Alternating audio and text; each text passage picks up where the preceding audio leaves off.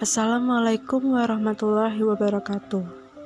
Kembali lagi bersama saya Putri Primatiara.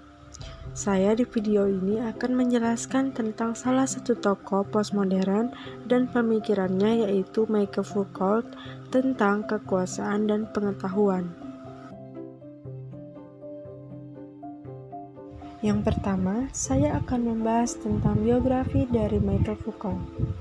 Paul Michael Foucault, atau biasa disebut Michael Foucault, lahir di Poitiers pada tanggal 15 Oktober 1926 dan meninggal pada tanggal 25 Juni 1984 pada umur yang ke-57 tahun. Ia salah satu pemikir yang sangat unik. Pemikirannya tidak mengenal batas ilmu.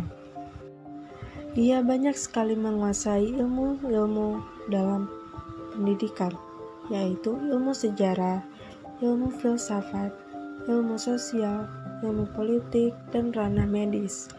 Ia dijuluki sebagai postmodernis, poststrukturalis, bahkan postrevolusioner, tetapi ia menolak semua julukan tersebut. Lalu, apa itu kekuasaan menurut Michael Foucault?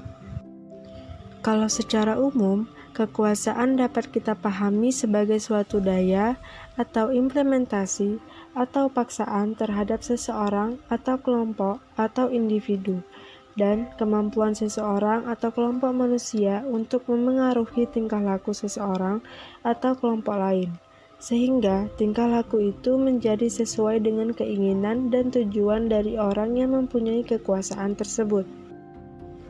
Tapi bagi Foucault, kekuasaan tidak semerta-merta seperti itu. Kekuasaan itu bukan sesuatu yang dimiliki, dan kekuasaan itu bukanlah objek, tetapi kekuasaan itu terletak pada satu relasi. Artinya, kekuasaan itu adalah sistem, dan yang membuat kekuasaan itu adalah dengan mengaksesiasikan kekuasaan tersebut dengan wacana yang kita yakini. Lalu bagaimana dengan logikanya? Saya mengambil contoh tentang hubungan pemerintahan dan rakyat. Untuk lebih sederhananya, coba kita pahami melalui analogi sederhana seperti ini. Kekuasaan tidak terletak pada suatu objek, tetapi kekuasaan terletak pada suatu relasi. Anggap saja seperti ini. Ketika ada hubungan pemerintahan dengan rakyat, kita selalu berpikir secara umum bahwa pemerintah memiliki kekuasaan terhadap rakyat. Kita berpikir bahwa kekuasaan dimiliki oleh pemerintahan.